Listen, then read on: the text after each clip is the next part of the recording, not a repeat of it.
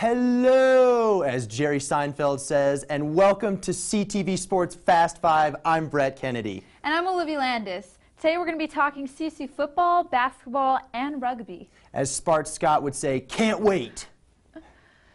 The Colorado State men's basketball team wasted no time in looking to fill the void left by its three departing seniors. The Rams have signed New Mexico Junior College power forward Kimani Jackson to a national letter of intent on Thursday. According to 247sports.com, Jackson will come to CSU not only as a four-star recruit, but also rated as the number 5 overall JUCO prospect in the nation.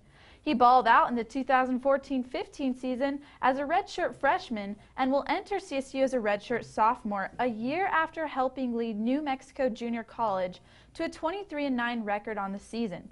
Averaging 8.0 points and 5.8 rebounds per game, he also was shooting better than 50% from the floor.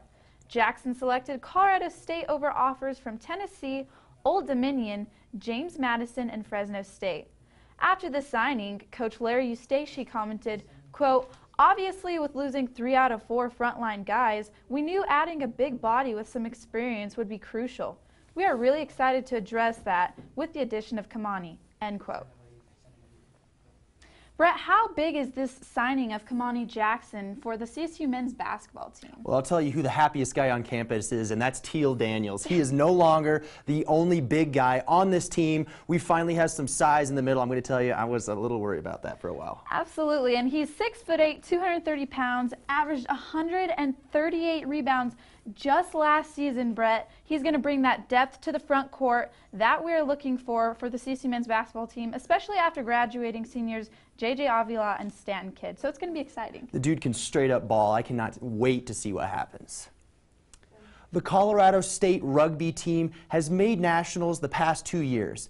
But how does the team work so well together? I decided to find out. Take a look. At 6 p.m. 3 times a week, the Colorado State rugby team has practice, and as their season is winding down, they keep working to get their fundamentals perfect. It's a lot about the basics. You have to really attack with a lot of depth so you're catching the ball at full speed. If you can just get an accurate pass, it means a ton. Like, it doesn't seem like much, but it changes the whole flow of the game. Head coach Justin Mort and backs coach Ryan Walker emphasized to their players to not forget the easy parts of their game plan, even when the team is doing well. And each game, we just send them little precise messages about doing the simple things right. The things that you kind of take for granted when you start winning a lot of games. All right, we're just emphasizing the basics and the simple skills. As outside center Luke Inglehop sees it, the team's ability to play off one another has gotten better by putting the team first. What we've improved on best this year is coming together as one unit, being able to play together as a team, knowing what each other are thinking, being able to play as a brotherhood on the field and off the field. On a 10-game win streak heading into their Big Sevens tournament on April 11th, the team failed to make nationals for the first time in 3 years, but this season was still looked at as one where they got closer as a family. There's nothing better than having a guy next to you that you're willing to fight for and willing to put your life on the line for. This bonding of players has made Coach Walker's job a little easier. It's not as if they show up to practice and leave and go home and all go their separate ways. So they're all hanging out, studying film, they're all doing their sorts of things because they're friends and they enjoy it and they enjoy each other's company. So that makes my job so much easier when they're getting together like that. Brett Kennedy, CTV Sports.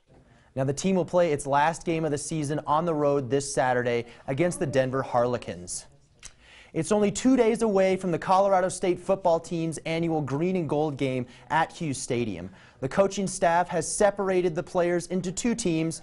The first team has all the offensive starters from last year, along with quarterback Nick Stevens, running backs Treyas Gerald, Jason Oden Jr., Dalen Dawkins, and spring football standout wide receiver Cole Anderson. The second team will include all the defensive starters from last year, along with quarterbacks Coleman Key, Craig Leonard, and wide receiver Elroy Masters Jr., who saw a lot of playing time last season.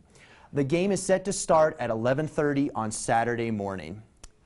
Well, sadly, that is all the time we have for you guys tonight. Be sure to tune into CTV Sports on Monday, and we'll see you guys next Thursday. Have a fantastic rest of your week, Rams.